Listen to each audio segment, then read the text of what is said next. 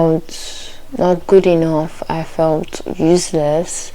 I felt traumatized because not only was I fired, but I was enslaved.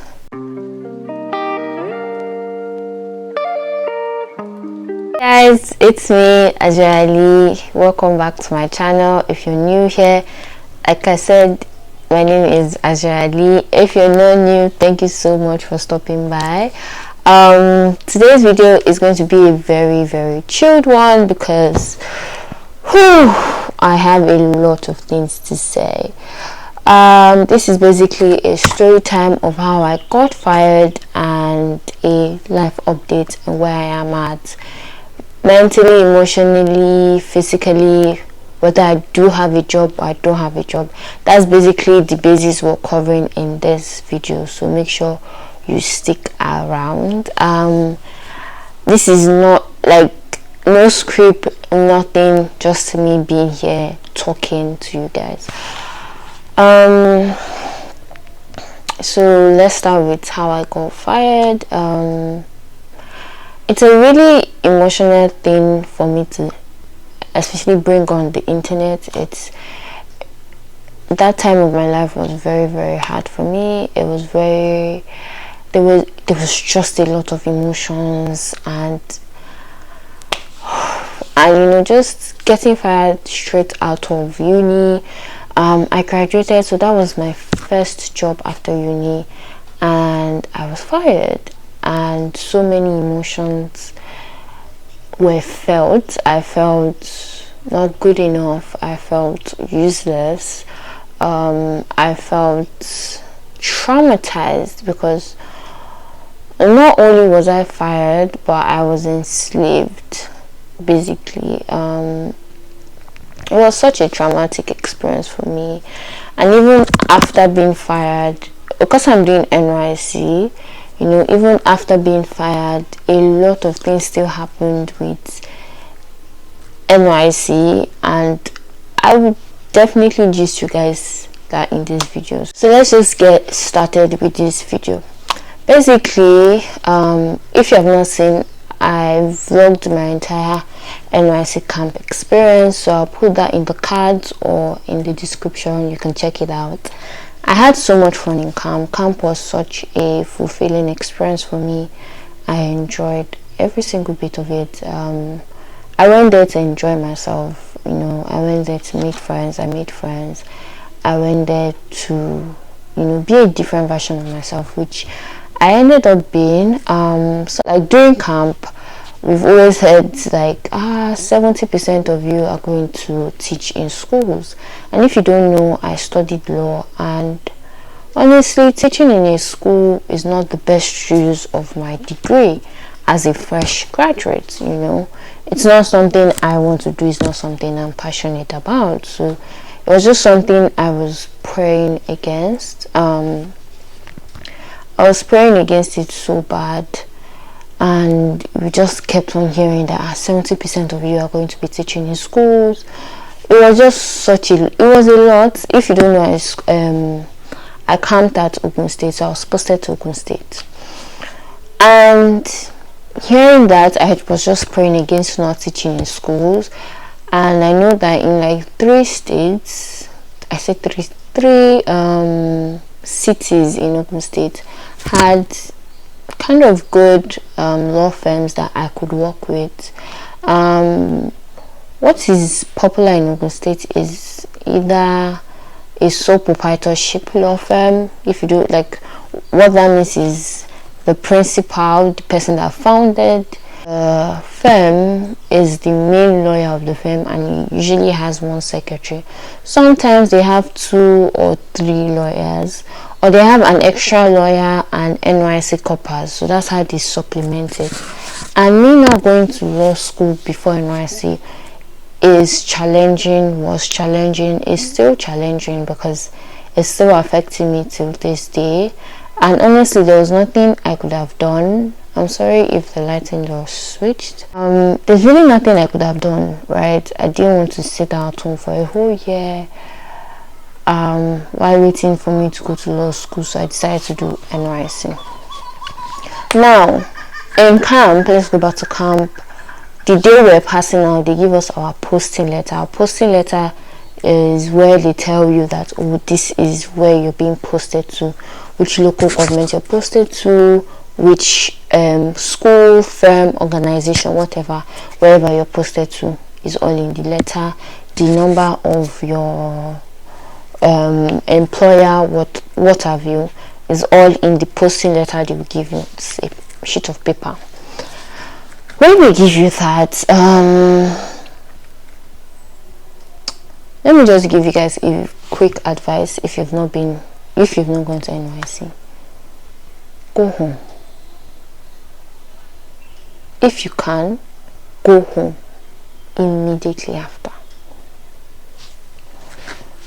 And I think that was one of the mistakes I personally made, because you'll be able to plan yourself better, right? You would understand why when I continue with my story. So I immediately went to the place I was posted to. Which was such a bad idea. I went there. I saw another guy was posted to that place. We're three actually that can't in the same place that were posted there. But the other person came in later in January. But me and the other person I met there, I saw the person there. So I saw another couple there. So it was like, okay, we're both posted here. Person has gone to law school, what have you, so he is a lawyer and whatnot, right? I'm still a law graduate. That's my title. I'm a law graduate. I'm not a lawyer yet.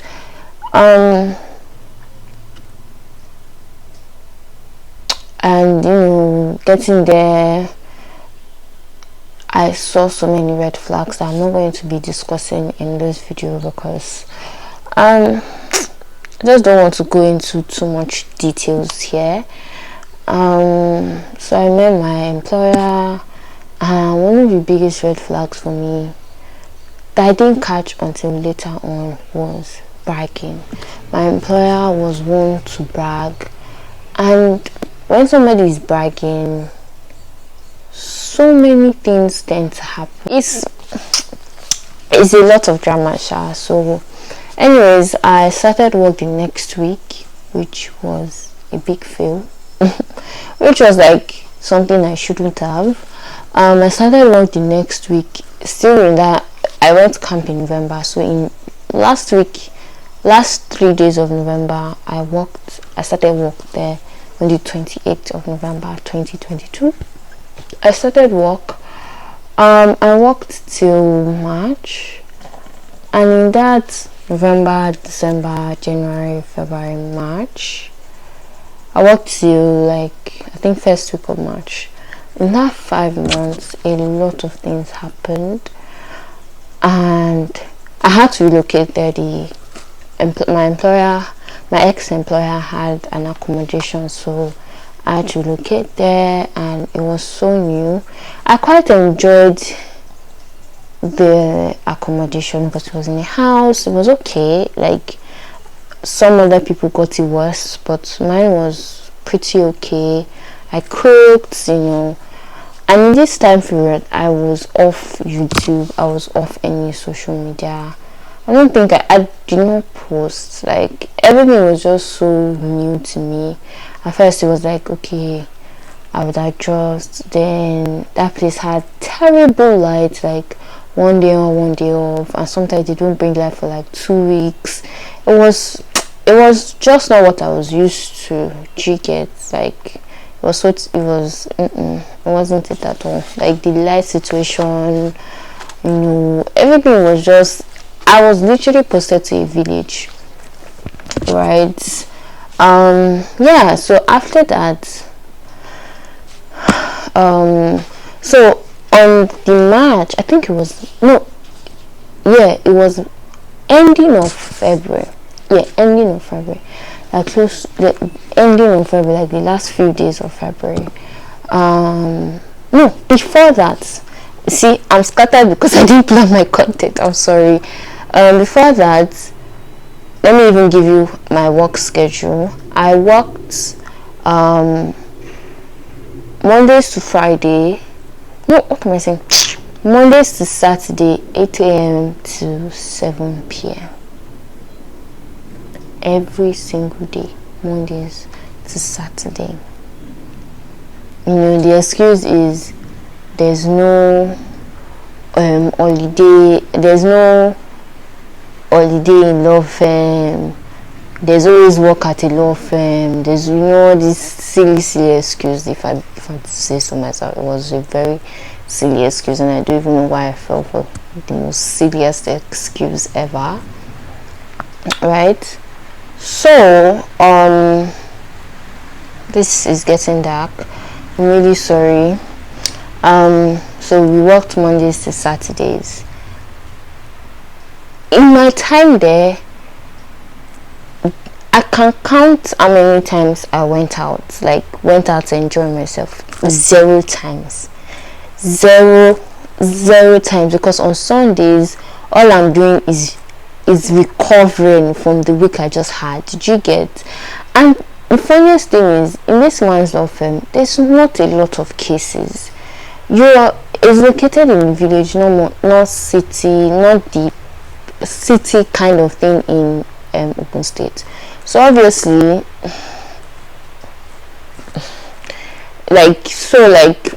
it doesn't have cases. You get, you don't have cases. He made me the secretary of his office because he didn't have his secretary.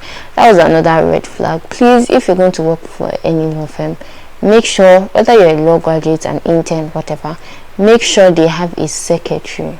Secretary is very essential to a law firm. Don't go and be doing secretary work.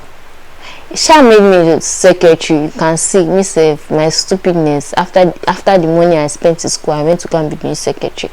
But it's like, you have to sow your seed. You have to kini giving rubbish excuses I shouldn't have been giving in the first place, right? So I was the secretary, and obviously, funniest thing is, throughout my stay in that office, I didn't go to court. There wasn't even much to do. The knowledge I even got, I got it from, there's another lawyer there, but he had to leave. But from that lawyer and the CORPER guy that I found when I went to the office, the other CORPER guy, my colleague, right? Those were the only 2 people that I gained knowledge from. I didn't gain anything from him, and this was something that I said to his face, to my employer's face, because he called us to, before he calling us to his office, went to meet him, and we're telling him that, sir, this time is not favorable to us, right? Let it be cut out. Let us also have some time to ourselves. So it was now 8 a.m. not even 9, 8 a.m. to 5 p.m. Then on Saturdays is 10 till whenever we finish work. So sometimes 2, sometimes 4, depending on how we can play our cards well. And one thing, before we even had that conversation with him, one thing this man does is, throughout the day, right, there'll be nothing to do. You eat, you press phone. You can't even press phone too much because there's no light. I had to be paying to charge my phone. I paid 100 naira. At some point it went to 150. It was just crazy. At some point it went to 200. Right? It's just a crazy experience. So you can't press phone too much, and my phone will just die, and you'll just be looking. Sometimes you read, but it's how many times am I going to be reading, right? You're in a law firm because you want to get practical experiences, and when there's no practical experiences, going back to the theories is just boring. It's more boring because you don't have exams to pass, those kind of things, sha. And this man would say, I have books, read, you're not reading, can you come? I'll get into it now. Then after reducing the time for us, we worked for I think 2 weeks, 3 weeks. Then we now went for election. So I was an ad hoc staff. Most of the corpers in that office were an ad hoc staff. Funny thing is, this man encouraged us to be an ad hoc staff. The Monday after governorship elections, he called us to his office one by one, and he told me, oh, you don't work, you are this, like, you don't do anything in this office. I told you to type, you're not typing anything, you're not reading, you're not clinical.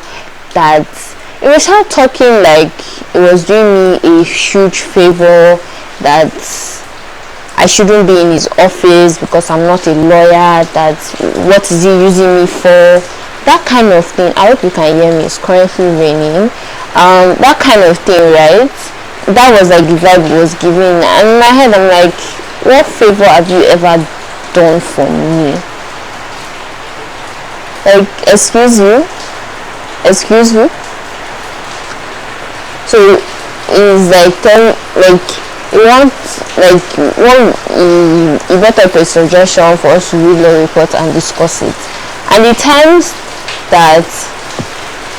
there was a time that we were supposed to discuss it. It wasn't in the office. The other time I felt sick, so I couldn't discuss it. So it was like so many things were happening, but anytime he's not around, we amongst ourselves we discuss it and gain knowledge. So it wasn't like we were not even trying or anything, like we always tried. But like there's little to nothing to do at the office. I started reading John Grisham's book, Novels in an Office. Do you get, like, that is all I was doing, like towards like from February times. I read like up to 6 books. Do you get, like, there was really nothing for me to do at the office, so I was reading John Grisham's book, right? Then so after that whole thing, I was like, I can't work with somebody that thinks is doing me a favor, because first off, I did not beg you for the job. I was posted here. All you had to do was reject me if you don't want a law graduate. I had other places I could have come to work in. That's like one of the things that was even paining me. Like, I've been an intern before. I knew the workings of law firm.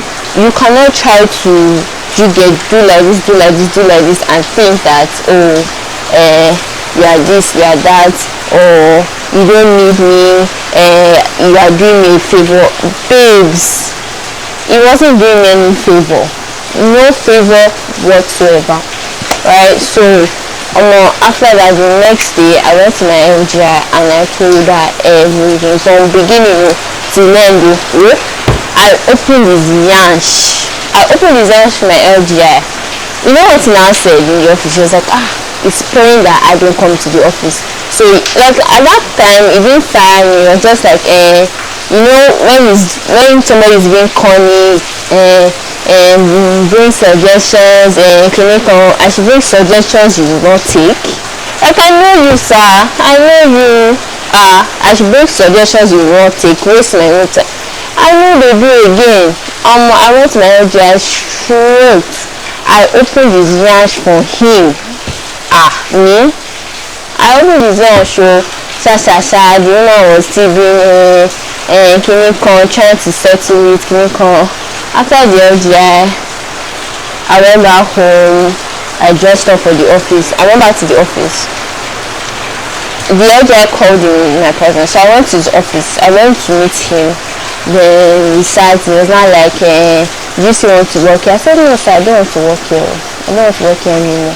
I was even like, should I say yes and just stay? But it's like, I will say worse than what I'm seeing now, because I had already reported him. Do you get what I mean? So I was like, no, sir, I don't want to stay here anymore. I don't want to work for you anymore. So after that, there was a whole issue with the LGI. The funniest thing is, the other corpers are lawyers, right? So he needs them more than they need him, because other firms are looking for corpers, lawyers that are corpers. Do you get? So Isha had it. I didn't go to work again after that one. he started having a discussion with them. He sent me a message that I should pack my things out of his house. His clinical I stayed there. I stayed in the house. I was still like trying to figure out my next move and all. So that's why I was still in the house. If not, I would have gone to my house. But I was still trying to figure out my next move. Right? Then the other couples, before you know it, by like 12, I'll be what time? 11. I saw them coming back. Kilo Shele. In that downloaded the story that the man brought out terms and conditions for them to sign. And one thing, babes, if you've not gone to NYC, or if you're currently in NYC, or you're just starting, you should not undergo interview. Lagos is a different ball game because of the amount of money they are paying and the amount of benefits you get. But Ogun State, do not undergo any interview, do not sign any contract unless you have showed your LGI. Don't be a fool because of NYC, honestly, because employers use corpers so much. You are a slave to them. There's no big deal. There's no this. They don't care. You are a slave to them. They would use you as much as they want. So before they use you self have sense. Because at the end of the day, we are at a disadvantage through NYC. So many people will be able to relate to this. Especially Ogun State. Ogun State is the worst place to serve as far as I'm concerned, because they will use you. Oh, I wish I had chewing gum so I'd be chewing it and telling you the truth. They will use you. Anyways, went to the LGI. That one was another ball game. But I'm not going to talk about it. I'm not going to open NYC's Yansh in this video. Then we got reposted in April and another drama happened. They reposted me back to his firm.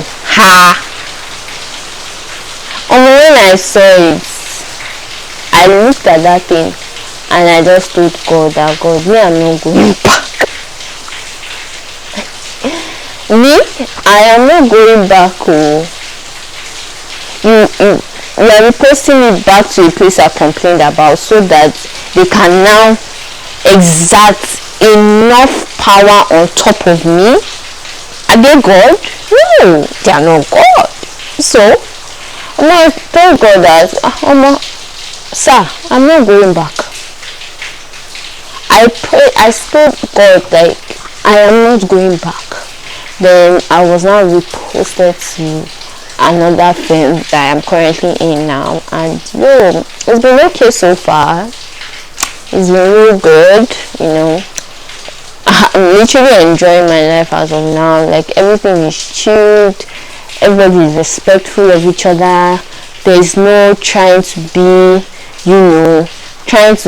this thing. There's no you get trying to form like you're trying to be smart, there's nothing like that. Everything is calm, everything is chilled, everyone is respectful. Like, give me respect and I'll give you that same respect back. If you respect me, I have no choice but to respect you, because if I disrespect you, then I'm stupid.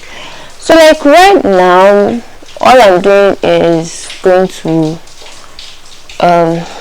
my office, going for TDS, focusing on my content creation.